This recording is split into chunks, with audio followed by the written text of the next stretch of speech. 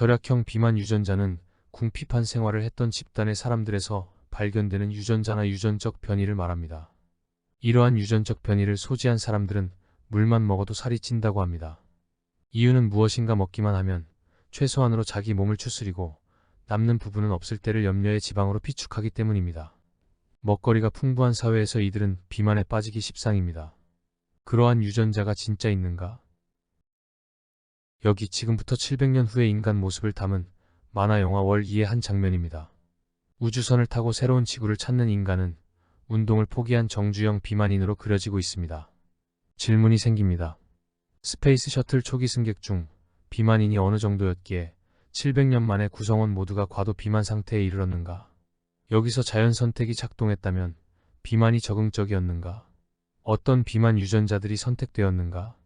아니면 작은 집단에서 흔히 일어나는 유전적 부동이 작동했는가? 즉, 체중의 어퍼리밋을 한정하는 유전자의 돌연 변이가 있었고 그 변이 개체가 집단 전체에 큰 비중을 차지하는 우연한 사건 사고가 일어났기 때문에 모두가 비만인으로 된 것인가? 한편 전혀 다르게 AI가 인간에게 의도적으로 안락한 환경을 제공함으로써 비만 상태로 빠뜨린 게 아닌가? 그렇다면 인간은 비만에 취약하다는 사실을 AI는 알고 있었다는 것인데 과연 그러한가? 비만은 마치 유행처럼 퍼지고 있습니다. 여기 미국 CDC 자료를 보면 비만 남성은 1980년 이후 급격히 증가하고 있습니다. 여성도 마찬가지고요. 고도 비만 남성 여성 역시 증가 추세에 있습니다. 2015년 WHO 자료를 보면 미국 성인의 70%가 과체중입니다.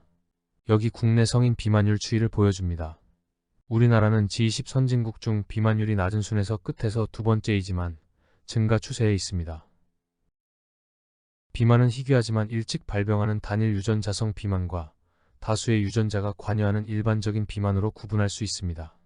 이들은 대사 생리는 물론 체중 조절에 관련된 뇌의 기능에 영향을 미칩니다.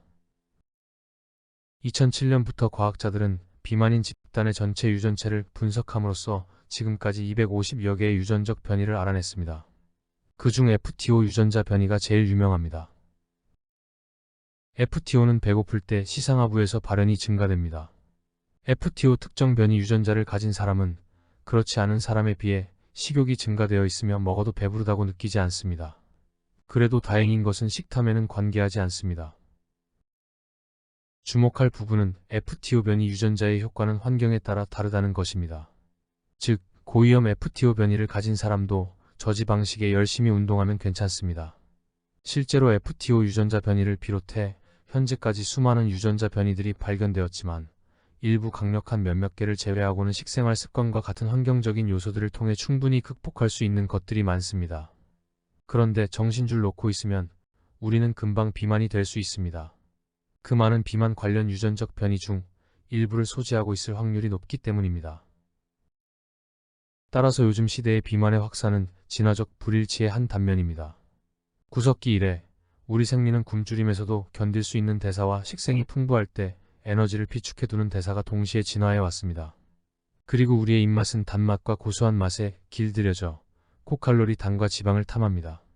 뇌의 시상하부는 허기나 포만감을 다양한 호르몬을 통하여 겹겹이 조절하고 있습니다. 그런데 시상하부에 덜 먹게 하는 신경 네트워크는 더 먹게 하는 네트워크에 무시되게끔 설계되어 있습니다. 이와 같은 진화적 장치들은 구석기 사피엔스에게 처절한 적응이었지만 지금에 와서는 비만을 가져오게 합니다. 1962년 제임스 닐 교수는 풍족한 서구 식단이 당뇨병을 유발하는 현상을 설명하고자 절약 유전자 가설을 제시했습니다. 주기적인 기근으로 인하여 우리의 유전체는 신진대사를 효율적으로 수행하는, 지방 저장을 극대화하는, 그리고 음식 찾는 행동의 효율성을 높이는 유전자를 갖추게 되었다. 그러나 현재의 영양과잉 환경에선 진화적으로 선택된 대립인자가 비만과 당뇨로 이끈다. 절약 유전자 가설은 과학자는 물론 일반인의 관심을 끌기에 충분했습니다. 2003년 총균쇠의 저자 제레드 다이아몬드는 네이처 기고문에서 당뇨 유병률 통계 자료를 제시하면서 절약형 유전자 가설에 힘을 실어주었습니다. 유럽인을 제외하고는 대부분의 인류 집단에서 당뇨는 폭발적으로 증가하는데 그 이유는 지역에 따른 자연 선택된 유전자에서의 차이, 그리고 역사적 맥락에서 식량 자원 획득에서의 차이 때문이다. 쉬운 말로 굶주림의 역사를 가진 사람들은 절약 유전자의 활동으로 먹을 것이 풍부해진 요즘에는 당뇨에 잘 걸린다는 겁니다. 여기 피마 인디언, 나우루 폴리네시아인, 도시에 살고 있는 뉴기니아와 호주 원주민 등입니다. 유럽인은 그나마 먹을 것 걱정 안 하고 살아왔기 때문에 그렇지 않다는 거죠. 다이아몬드 박사는 인종적 편견을 희석하고자 지역적 차이에 따른 기근의 역사와 식량 공급망을 장황하게 설명했습니다. 사실 애초부터 일부 과학자들은 절약 유전자 가설에 의문을 품고 있었습니다.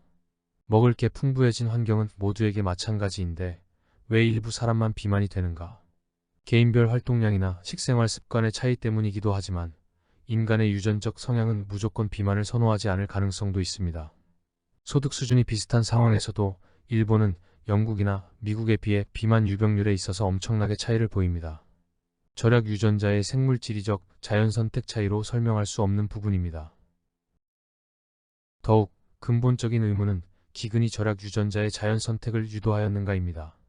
구석기 시대 기근은 길지도 또 반복적이지도 않았다. 주로 자식 생산 능력이 없는 노인이나 어린이들이 죽었기 때문에 기근은 그리 강한 선택 압력이 아니었다. 그나마 농경 사회 진입 후에 비로소 기근이 강력한 진화 압력으로 작용했을 것인데 1만 년은 절약 유전자가 자연 선택되기에는 부족한 시간이다. 설사 자연 선택되었다 하더라도 지금과 같은 높은 비만 유병률이 나올 수 없다. 따라서 기근에 따른 절약 유전자의 자연 선택으로 비만이나 당뇨 확산을 설명하기에는 부족하다. 2016년 중국 과학 아카데미 소속 스피크먼 박사는 한 논문에서 비만 관련 대립인자가 우리 조상을 기근 상황에서 살아남을 수 있도록 양성 선택되었다는 증거를 찾을 수 없다며 절약 유전자 가설에 의문을 제기했습니다. 사실 스피크먼 박사는 절약 유전자 가설에 대치되는 부동 유전자 가설을 2008년에 내놓은 바 있습니다. 부동 유전자 가설은 기근에 적응적인 절약 유전자의 존재를 부정합니다. 대신 비적응적인 비만 관련 유전자의 존재를 주장합니다. 무작위적인 유전적 부동으로 비만 관련 변이 유전자들이 우리 인간 집단에 계속 생겨왔다는 것입니다. 고생물학 증거에 의하면 우리의 오래전 조상 오스트랄로피테쿠스는 키가 1m에 몸무게 30 내지 50kg 정도로 디노펠리스의 사냥감이었습니다. 뚱뚱한 호미니는 더 많이 먹어야 했고 육식 동물에 더 잘 잡아먹혔습니다. 그러니 비만 관련 변이 유전자는 생존에 불리한 측면을 제공하기에 제거됩니다. 야생동물 중에서 뚱뚱한 녀석들 없습니다. 200만 년 전부터 먹고 먹히는 상황이 반전됩니다.